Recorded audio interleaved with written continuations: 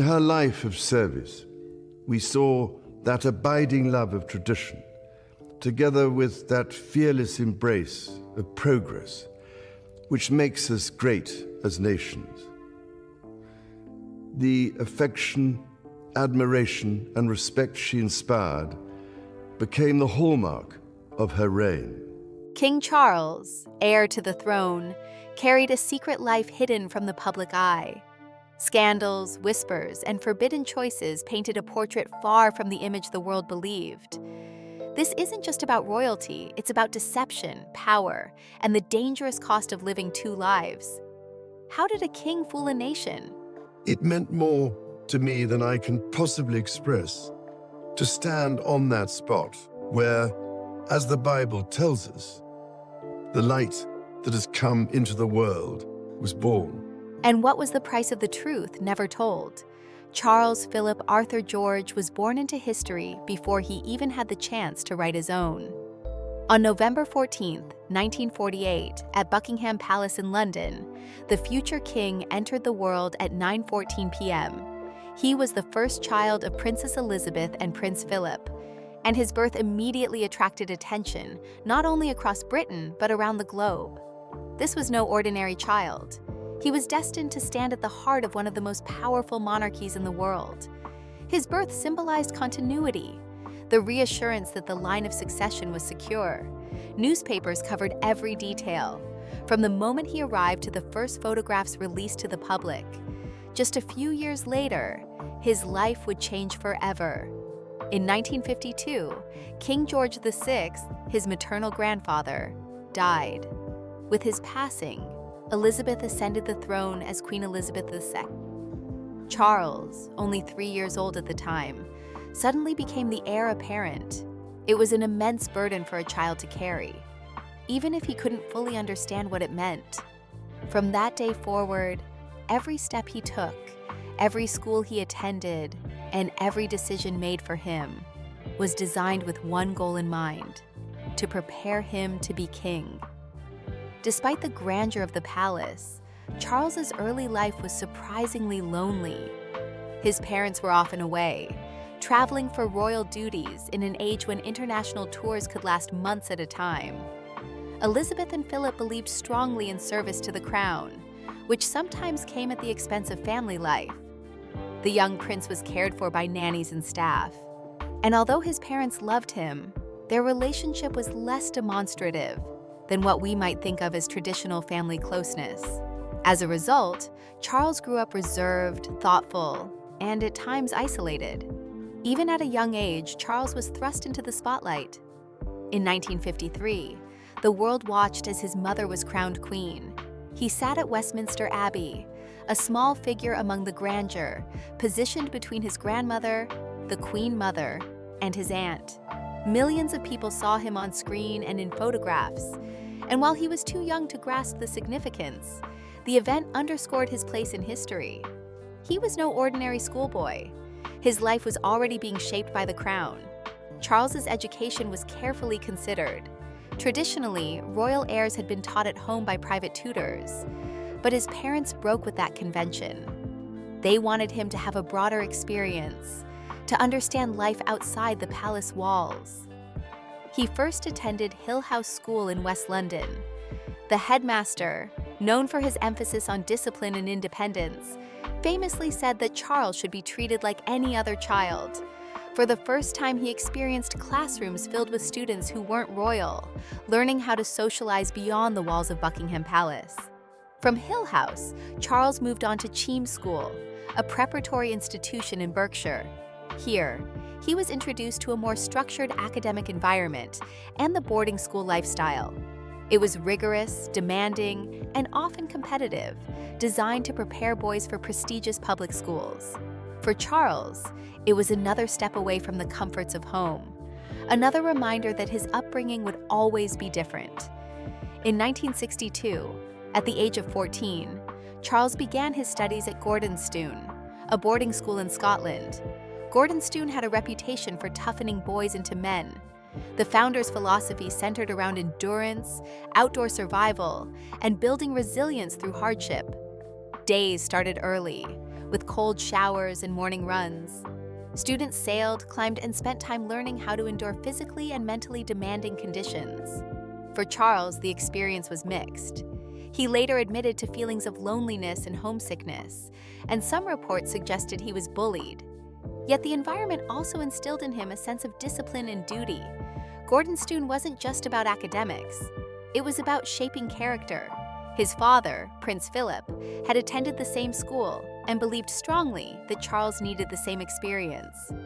Charles's education also took him beyond Britain. He spent part of his teenage years at Timbertop, a remote campus of Geelong Grammar School in Australia. The program was known for its outdoor challenges, physical labor, and opportunities to develop self-sufficiency. The Australian experience pushed Charles outside his comfort zone, but it also gave him freedom he rarely experienced back home. He hiked through rugged landscapes, camped in the bush, and learned a new kind of independence.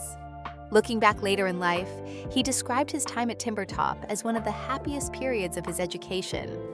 While academics and personal growth shaped one side of his life, his royal duties continued in the background.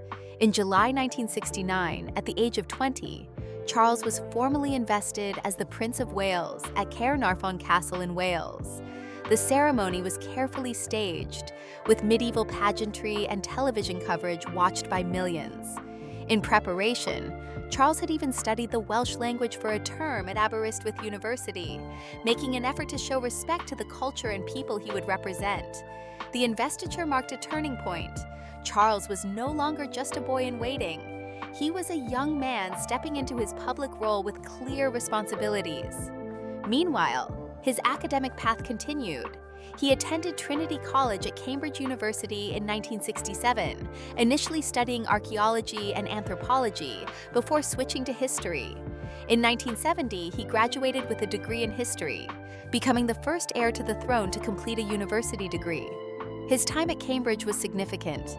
It allowed him to mix with students from different backgrounds, to develop his own intellectual interests, and to take a step, however small, toward normality. For someone who had grown up so sheltered, university life provided a different perspective on the world. Charles's ambitions extended beyond books and royal duties.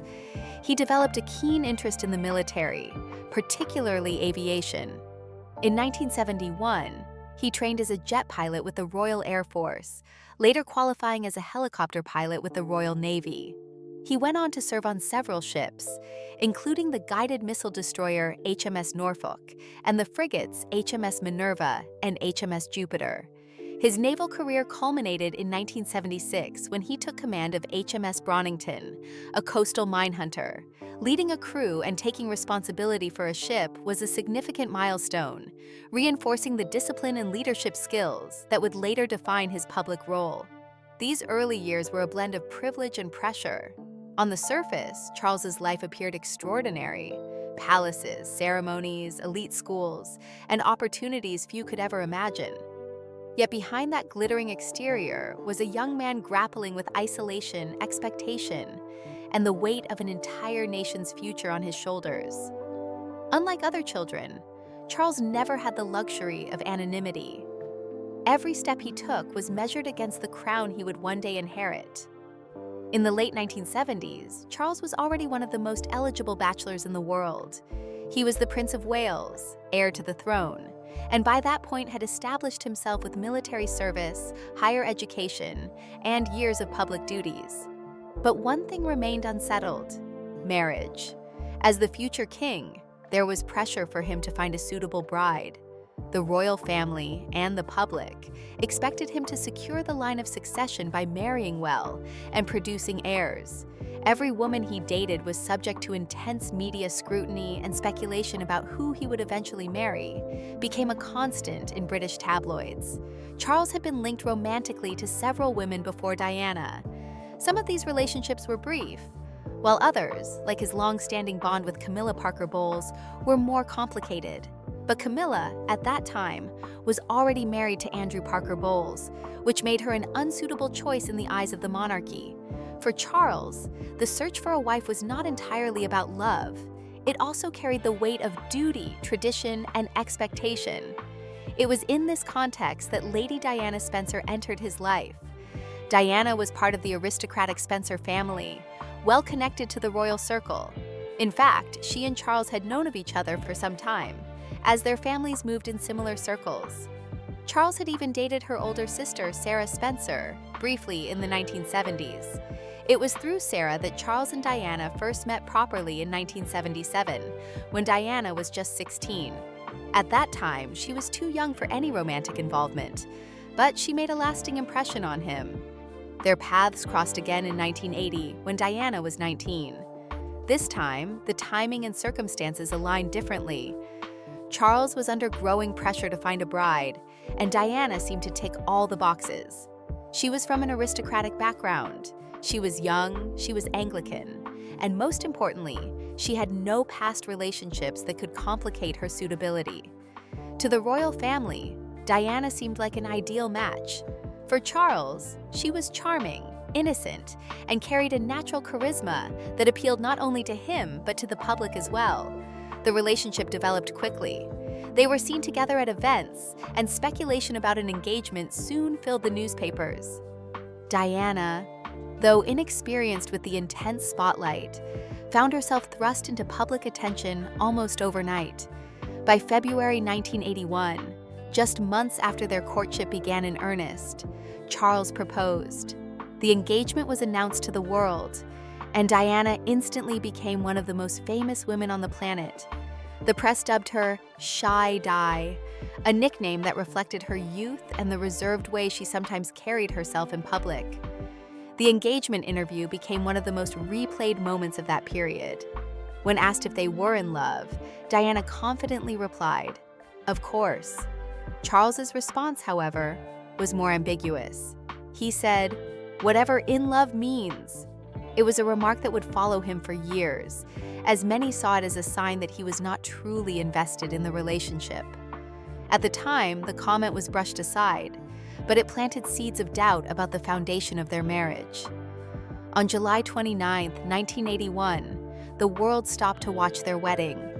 It was held at St. Paul's Cathedral in London, chosen for its size rather than Westminster Abbey, which traditionally hosted royal weddings. Over 750 million people across the globe tuned in to watch what was hailed as a fairy tale wedding. Diana, just 20 years old, walked down the aisle in a voluminous ivory gown designed by David and Elizabeth Emanuel, complete with a 25-foot train. Charles, in full naval uniform, awaited her at the altar. The event was filled with grandeur, pomp, and centuries-old tradition, representing the continuation of the monarchy into a new generation. The wedding, however, also foreshadowed some of the challenges to come. Diana famously stumbled over Charles's name during the vows, calling him Philip Charles Arthur George instead of Charles Philip Arthur George. She also broke with tradition by omitting the word obey from her vows, a decision that reflected her independent streak. Still, to the world watching, the wedding seemed like the perfect union of prince and princess. Soon after, Diana moved into the public role of Princess of Wales. She and Charles became a global sensation, their every move documented by the press. Within a year of their marriage, their first son, Prince William, was born in 1982. 2 years later, in 1984, Diana gave birth to their second son, Prince Harry. The arrival of the princes cemented the public image of a happy royal family. For many, Diana seemed to embody the modern fairy tale princess, adored by the public and a natural mother to her children. Behind the palace walls, however, cracks in the marriage were already beginning to show. The age difference between Charles and Diana, he was 12 years her senior, often created a sense of distance. They had different interests, different temperaments, and different ways of engaging with the world. Diana, young and relatively inexperienced, struggled with the rigid traditions of royal life. She also found the constant media attention overwhelming, and reports suggest she felt isolated and unsupported in the palace environment. For Charles, the pressures came from another direction. He was committed to his royal duties, but he also struggled with his feelings for Camilla Parker Bowles, the woman he had loved for years. Even though Camilla was married, their bond never truly ended. Charles tried to make his marriage to Diana work, but the shadow of his connection to Camilla loomed large. In public, Charles and Diana continued to present a united front. They appeared at events together, traveled on royal tours, and seemed to many like the perfect couple. But behind the scenes, tensions grew. Diana's struggles with her mental health, including bulimia and depression, added to the strain, while Charles's inability to let go of Camilla created a rift that neither of them could bridge. Still, during the early years, there were moments of genuine connection. Diana adored her sons and threw herself into motherhood, determined to give them a childhood more grounded than her own experience. She also quickly became a force in her own right on the global stage, connecting with people through her warmth, empathy, and humanitarian interests. She visited hospitals, embraced patients with AIDS when stigma was at its height, and championed causes that others had overlooked. Her ability to connect emotionally with the public often outshone Charles, creating both admiration and tension within the royal family. By the mid-1980s, the public image of Prince Charles and Princess Diana had reached its peak. To the outside world, they were the golden couple of the monarchy, a glamorous pair who had brought new energy and attention to the royal family. Their foreign tours drew huge crowds, their photographs appeared on front pages around the globe, and their two young sons, William and Harry, seemed to complete the image of stability. But behind closed doors, the marriage was far from harmonious. What had started as a storybook romance was beginning to unravel, shaped by personality differences, private struggles, and the lingering presence of another woman. The age gap between Charles and Diana was always going to be a challenge. When they married, Charles was in his early 30s, already seasoned by years of public duty and the pressures of being heir to the throne. Diana, at just 20, was barely out of her teenage years. While she had the charm and emotional intelligence that endeared her to the public, she lacked experience and was thrust suddenly into one of the most demanding roles in the world. The demands of royal life were rigid, and Diana often felt confined within the expectations placed upon her. Charles, meanwhile, had his own frustrations. He had been raised in a system that demanded discipline, restraint, and an adherence to duty above personal happiness. From his perspective, Diana's youth and unpredictability were difficult to manage.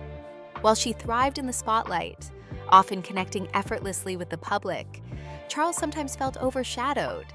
He had long been interested in issues such as architecture, environmental conservation, and interfaith dialogue. But these pursuits did not attract the same emotional response as Diana's hands-on charity work. What complicated matters most was Charles's ongoing relationship with Camilla Parker Bowles. Charles had met Camilla in the early 1970s, and they had developed a strong bond. While their romantic involvement did not continue into his early marriage, their friendship endured, and over time it became something more.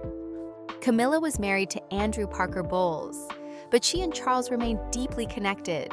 For Diana, the presence of Camilla in Charles's life was a constant source of pain and insecurity. Diana once described her marriage as having 3 people in it, a remark that summed up the tension at the heart of their union. She knew from early on that Charles's attachment to Camilla had not ended, and this realization left her feeling betrayed and isolated. Over the years, Charles and Diana grew further apart emotionally, and their attempts to find common ground often fell short. Publicly, they continued to perform their roles.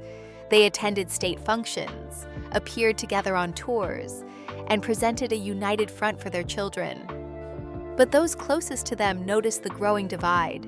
Charles, disciplined and serious, retreated into his work and his long-standing friendships. Diana, struggling with loneliness, sought comfort elsewhere. Their arguments became more frequent, their silences heavier, and the warmth that had once existed between them grew colder. Diana also faced personal battles that intensified the strain on the marriage. She struggled with bulimia, an eating disorder that she later spoke about openly, describing it as both a symptom of her unhappiness and a way to cope with stress. She also faced bouts of depression, compounded by the relentless scrutiny of the media. Every outfit she wore, every gesture she made, was analyzed in newspapers and magazines. While she charmed the public, the pressure of being constantly in the spotlight weighed heavily on her. By the late 1980s, both Charles and Diana had begun to seek comfort outside the marriage. Charles rekindled his relationship with Camilla, a bond that had never truly gone away. For him, Camilla represented stability and understanding. She knew him well, shared his interests, and provided the companionship he felt was lacking in his marriage.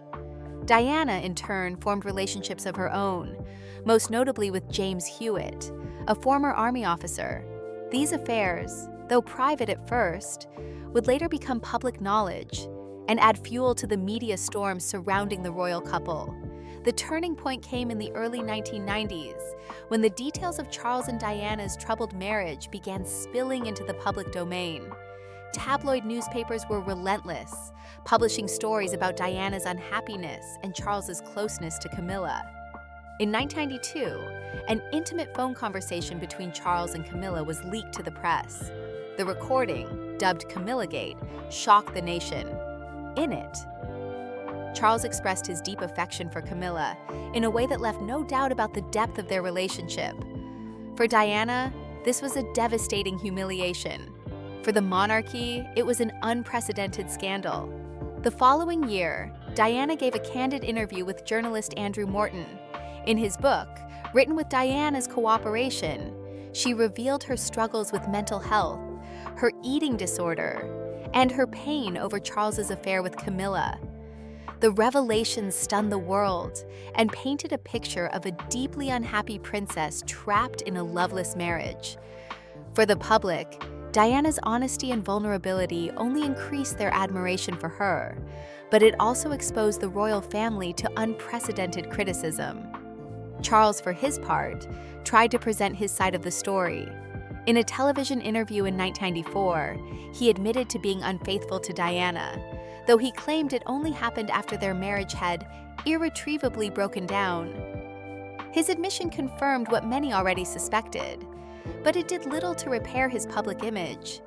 Many saw him as cold and unfeeling compared to Diana, whose openness and warmth had made her the most beloved member of the royal family. By the mid-1990s, the marriage had become untenable.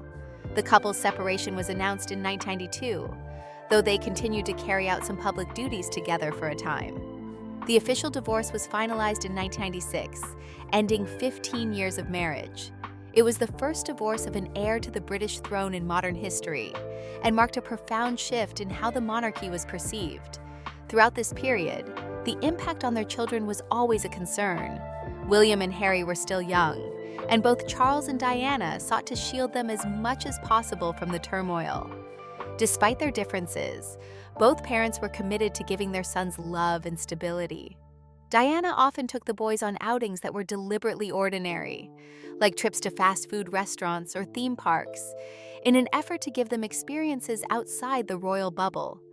Charles, too, maintained a strong presence in their lives, though the strain of his failing marriage inevitably affected the family dynamic. The breakdown of Charles and Diana's marriage was more than a private tragedy. It was a public spectacle that shook the foundations of the monarchy. For centuries, the royal family had maintained a carefully crafted image of stability, tradition, and continuity. Now, that image was being torn apart in the glare of modern media. For many, Diana became the symbol of a monarchy out of step with contemporary values, while Charles was cast as the man who had failed both his wife and his role. By the early 1990s, the cracks in Charles and Diana's marriage were no longer hidden behind palace walls. What had once been whispered in private circles was now laid bare for the world to see. The image of the perfect royal couple had shattered, replaced by a spectacle of scandal, heartbreak, and betrayal that captivated the public and put the monarchy under unprecedented scrutiny. The turning point came in 1992, a year that Queen Elizabeth later referred to as her Annus Horribilis, a horrible year. It was the year when Charles and Diana formally separated, though they would not divorce until 4 years later.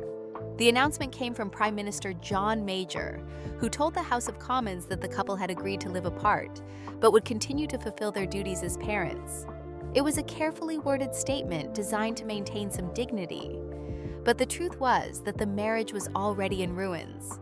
Scandals followed in quick succession, each more damaging than the last.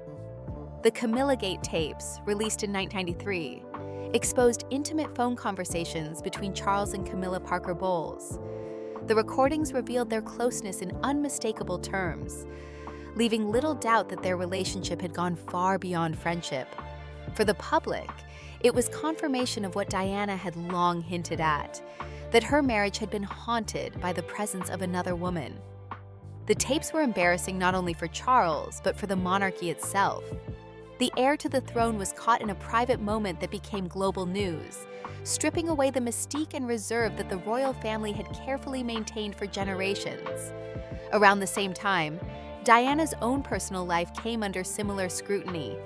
In 1994, rumors of her relationship with Army officer James Hewitt gained attention, particularly after he admitted to their affair. For Charles, this was further humiliation, but for Diana, it was also a way of asserting her independence. The press, relentless as ever, fed on every revelation, framing the breakdown of the marriage as a modern-day soap opera with millions of loyal viewers. The most explosive moment, however, came in 1995. That year, Diana sat down with journalist Martin Bashir for a television interview broadcast on the BBC's Panorama program. In it, she spoke candidly about her struggles within the royal family, her eating disorder, and her sense of isolation. But it was one line that reverberated across the world. There were 3 of us in this marriage, so it was a bit crowded. With those words, Diana confirmed publicly what many already believed, that Charles had never given up his relationship with Camilla. The interview was a watershed moment. For Diana, it was an act of liberation, her chance to tell her side of the story after years of being portrayed in the press as unstable or difficult. For Charles, it was a public relations disaster.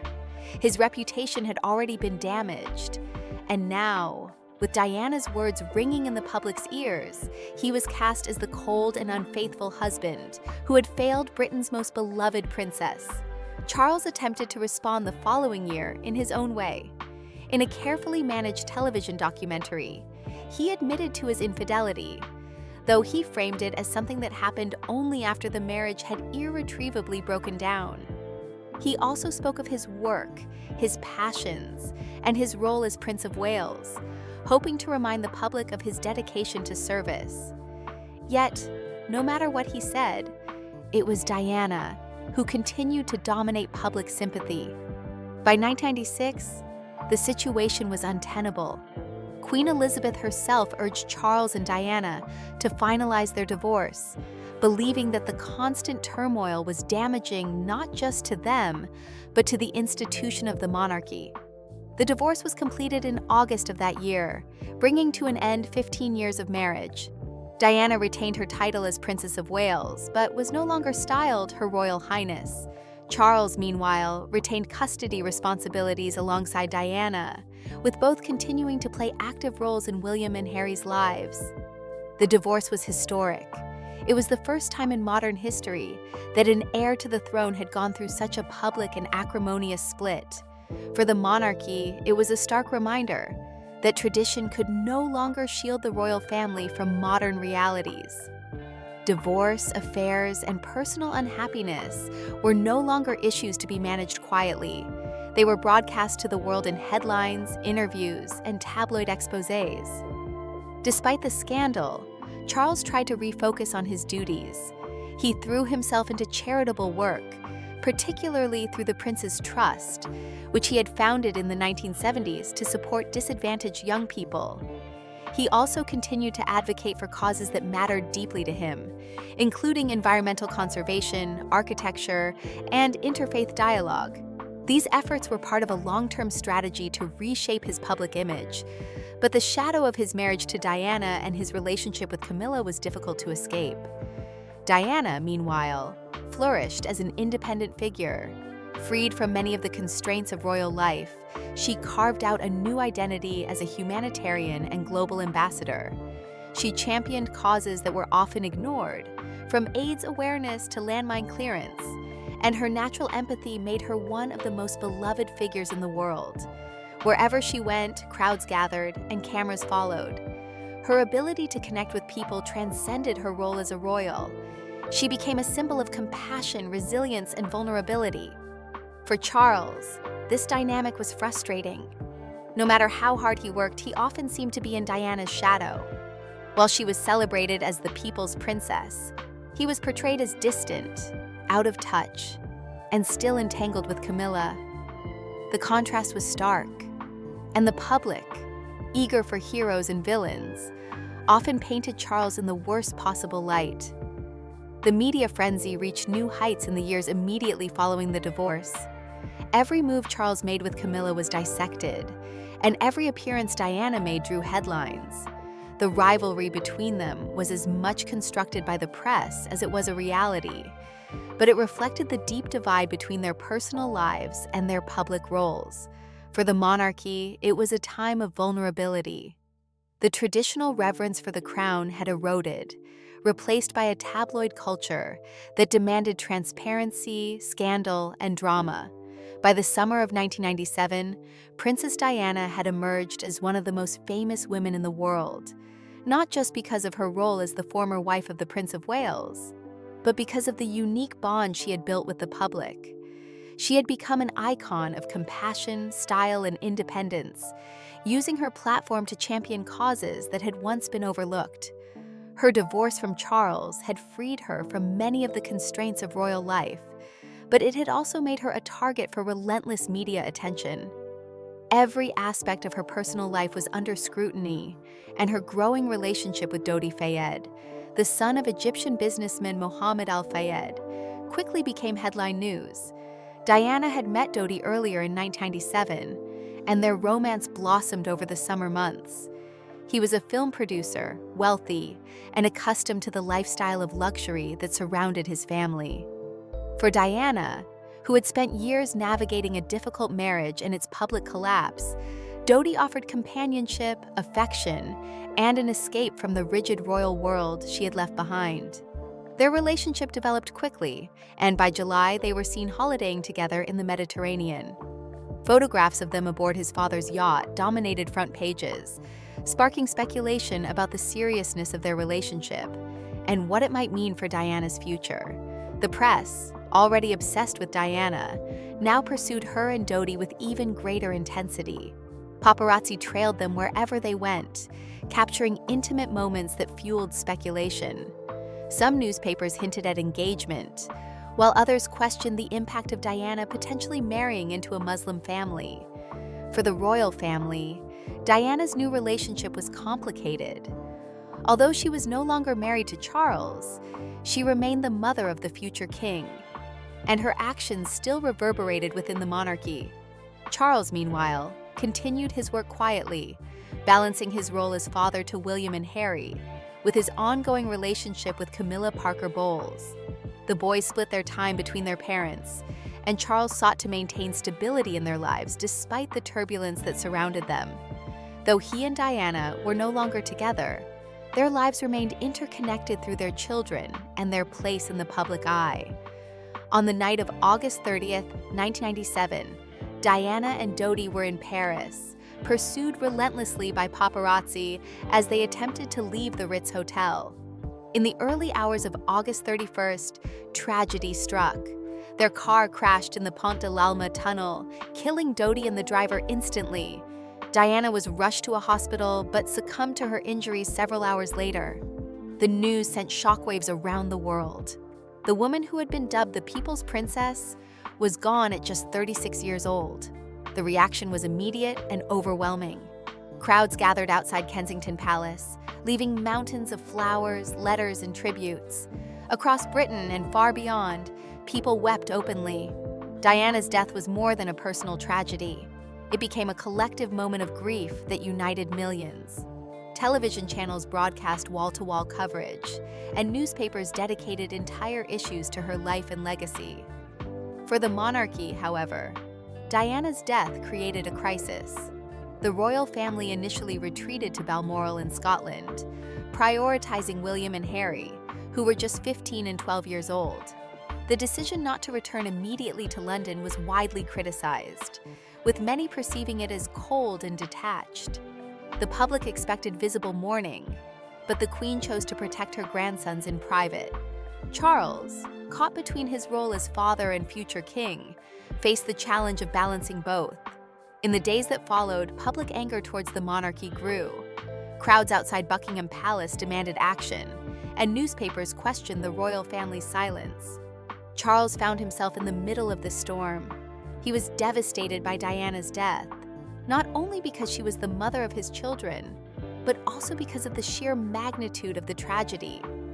He accompanied her body back from Paris, a solemn and painful duty that underscored the personal cost of the moment. Diana's funeral, held on September 6, 1997, was watched by an estimated 2.5 billion people worldwide. It became one of the defining events of modern royal history. The image of William and Harry walking behind their mother's coffin, flanked by Charles, Prince Philip, and Diana's brother, remains etched in the collective memory. Charles's presence was vital. He was there not as a prince, but as a grieving father, guiding his sons through unimaginable loss. The aftermath of Diana's death reshaped the monarchy. It exposed the disconnect between the royal family and the public, and forced a reevaluation of how the institution engaged with the people it represented. For Charles, it was a turning point. His reputation, long overshadowed by his failed marriage, and his relationship with Camilla, was deeply affected by the tragedy. In the immediate aftermath, he faced criticism, but over time, his devotion to William and Harry began to soften public perception. Meanwhile, Camilla remained in the background, shielded from the public eye as the monarchy navigated its most difficult period in decades. For years, her presence had been the source of scandal, but in the wake of Diana's death, it became even more delicate. Charles and Camilla's relationship did not end, but it was carefully managed, with both recognizing that public acceptance would take time. Gradually, they began to appear together at private events, and by the early 2000s, they were photographed side by side more frequently. It took years of effort for Charles to rebuild his public image. He focused heavily on his charitable work, particularly through the Prince's Trust and his environmental advocacy. He also dedicated himself to being a hands-on father, ensuring that William and Harry had support as they navigated life without their mother. His visible commitment to his sons won him quiet respect, even from those who had once criticized him. As time passed, the narrative began to shift. While Diana remained an enduring figure of admiration and affection, the public slowly began to acknowledge Charles's own contributions. His long-term dedication to issues like climate change, urban planning, and youth opportunity began to resonate more with a changing society. His personal life, however, continued to cast a long shadow. The question of whether the public would ever accept Camilla remained uncertain for years. In 2005, Charles and Camilla married in a civil ceremony at Windsor Guildhall, followed by a blessing at St. George's Chapel. The event was understated compared to his first wedding, but it marked the formal beginning of a chapter that had been decades in the making. By then, public opinion had shifted enough to allow their union, though it never escaped comparisons to Diana. Camilla eventually took on the title Duchess of Cornwall, with sensitivity around her role as stepmother to William and Harry. Diana's relationship with Dodi and their tragic deaths remained an indelible part of the story. Their time together was brief, but it symbolized Diana's attempt to move forward, to find love and companionship outside the royal system that had confined her. For many, it was heartbreaking to see her life cut short, just as she seemed to be carving a new path. For Charles, the tragedy was both personal and political. Personally, it left him to raise two grieving sons. Politically, it forced him to confront the lingering mistrust that the public had towards him and the monarchy as a whole. In the years that followed, the monarchy gradually stabilized, but it was forever changed by the events of the 1990s. Charles's journey from heir apparent to widower, from scandal-ridden figure to eventually marrying the woman he had loved for decades, was marked by turbulence, tragedy, and resilience. Diana's legacy lived on in her sons, in her humanitarian work, and in the enduring affection the public continued to hold for her.